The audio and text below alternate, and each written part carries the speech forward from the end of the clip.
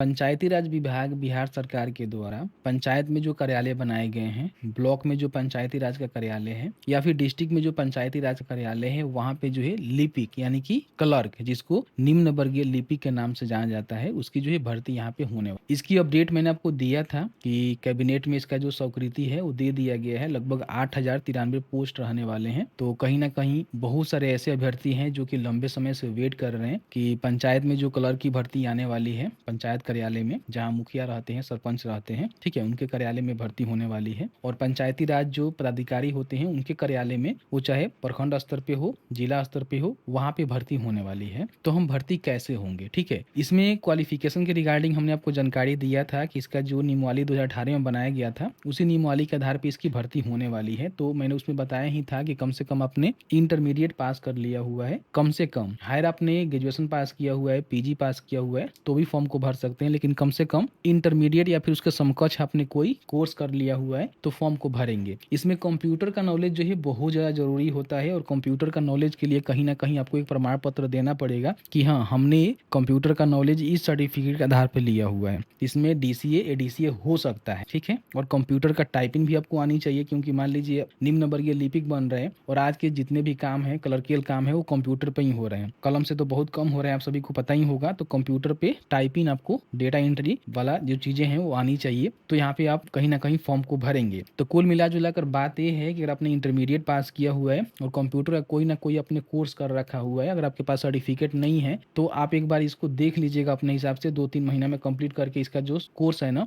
वो कर लेते हैं। और बहुत सारे इंस्टीट्यूट वाले करा भी देते हैं स्पेशल आपको ट्रेनिंग देकर, आपको प्रशिक्षण देकर, तो सीख लीजिएगा और इसका जो सर्टिफिकेट है ना उसको जरूर हासिल कर लीजिएगा। हो सकता है कि इसमें टाइपिंग भी मांगे जा सके, ठीक है, टंकन भी आपको करना पड़ सकता है, तो टाइपिंग भी आपको सीख लेना है। तो यहाँ पे आप फॉर्म को भर पाएंगे। बाकी उम्र सीमा की हम बात करें तो कम से कम 18 वर्ष तो होनी ही चाहिए, ठीक है, क्योंकि इंटरमीडिएट बेस का मान लीजिए जॉब होने वाला है, तो कम से कम इंटरमीडिएट बेस पे जो भी भर्ती आती है उसका जीडीएस के द्वारा जो है उम्र सीमा कम से कम 18 वर्ष रखी जाती है। तो 18 वर्ष आपका होनी चाहिए। अपर एज की हम बात करें तो सामान्य प्रशासन विभाग के द्वारा अभी जो अपर एज रखे जा रहे हैं, तो आपका अगर आप मान लीजिए 89 वर्ष के पुरुष हैं तो 37 वर्ष, एसी एसटी के पुरुष महिला के लिए 42 वर्ष, और बीसी बीसी के पुरुष महिला और आरक्षित वर्ग के महिला के लिए 40 वर्ष अपर एज यहाँ पे रखे जाते हैं। तो इसको आपको फुलफिल करना होगा तो आप फॉर्म को भर पाएंगे। बहुत सारे लोगों ने कहा कि इसका जो फॉर्म है ना वो कहाँ से भरे जाएंगे, भर्ती कैसे होगा। तो मैंने आपको नियमावली दिखाया, उसमें बताया कि इसकी जो भर्ती है ना बीएसएससी के द्वारा कराई जाएगी, और बीएसएससी के द्वारा ही इसका नोटिफिकेशन जारी किया जाएगा और इसके पदों पे भर्ती ली जाएगी। लेकिन एक बात मैंने ये भी बोला था ना कि बीएसएससी के द्वारा जो इंटर लेवल की भर्ती आई हुई है उसमें भी पंचायती राज विभाग के अंतर्गत लिपिका पदों पे भर्ती के लिए नोटिफिकेशन में देखेंगे तो आई थिंक, जहां तक मैं समझता हूं, क्योंकि 40 से 44 ऐसे विभाग हैं, उन सभी विभाग में लिपिक के पदों पे भी भर्ती निकाली गई है बीएसएससी इंटर लेवल में, ठीक है। तो कुछ पोस्ट वहां से भर लिए जाएंगे और कुछ पोस्ट यहाँ पे आपका जो है फिर बीएसएससी के द्वारा निकाली जा सकती है, जो कि पंचायत कार्यालय में क्लर्क के रूप में भर्ती के लिए, आपके प्रखंड स्तर पे, जिला स्तर पे क्लर्क के रूप में, निम्न वर्गीय लिपिक के रूप में ये लोग काम करेंगे, ठीक है। अब इसमें जो आपका भर्ती होगा बीएसएससी के द्वारा भर्ती होगा, तो समझिए कि बीएसएससी के द्वारा जो भर्ती होता है पूरी तरह से सरकारी नौकरी होगा, संविदा के आधार पे आपको जॉब नहीं मिलेगा। और आपका जो पे स्केल रहेगा, मेरे हिसाब से ग्रुप सी का पोस्ट होने वाला है, तो पे स्केल आपका बहुत ही अच्छा रहेगा। मान लीजिए कहीं हो सकता है कि वेतन स्तर आपका 3 मिल जाए, 4 मिल जाए, तो इसी के नियर अबाउट मतलब 35-40 हजार के समथिंग आपका जो है स्टार्टिंग यहाँ पे सैलरी जाने वाले हैं। और इसमें प्रमोशन भी आपको मिलता है। अगर मान लीजिए फर्स्ट बार आपका प्रमोशन होता है तो आप यहाँ पे निम्न वर्गीय से जो उच्च वर्गीय यानी कि अपर लो डिवीजन क्लर्क होता है वो आप बन पाएंगे, उच्च वर्गीय लिपिक बन पाएंगे। फिर आपका प्रमोशन होगा तो इसके जो हेड क्लर्क होते हैं वो आप बन सकते हैं, प्रधान लिपिक बन सकते हैं। और उसके बाद आपका प्रमोशन होगा तो ऑफिस का जो सुपरिटेंडेंट होते हैं यानी कि कार्यालय अधीक्षक होते हैं, वहां तक आप जा सकते हैं तीसरा चौथा प्रमोशन में, ठीक है। तो ये जो इसका प्रमोशन का भी मतलब इसमें आपको देखने को मिलता है। विभागीय इंटरनल परीक्षा भी होता है, उसको भी देकर आप यहाँ पे आगे जा सकते हैं, प्रमोशन ले सकते हैं। यहाँ पे हम बात कर लेते हैं कि इसमें जो भर्ती होगी उसमें से बताया गया है कि आपका जो है 85% जो भर्ती होगी वो सीधी भर्ती होगी, और 15% भर्ती किनका होगा, जो कि ऑलरेडी पंचायती राज विभाग के कार्यालय में परिचारी के रूप में काम कर रहे हैं। उनका जो है कोई परीक्षा होगा या फिर प्रमोशन के आधार पर उनका जो है 15% पोस्ट भरे जाएंगे, जो 8,093 पोस्ट रखे गए हैं उसमें से, ठीक है। और बाकी जो पोस्ट बच रहे हैं 85%, इसमें से 10% जो पोस्ट है वो अनुकंपा से भरे जाएंगे। अनुकंपा के बारे में आप सभी को पता ही है कि जो भी सेवा काल में मृत हो जाते हैं, डेथ हो जाते हैं, उनके जो आश्रित होते हैं,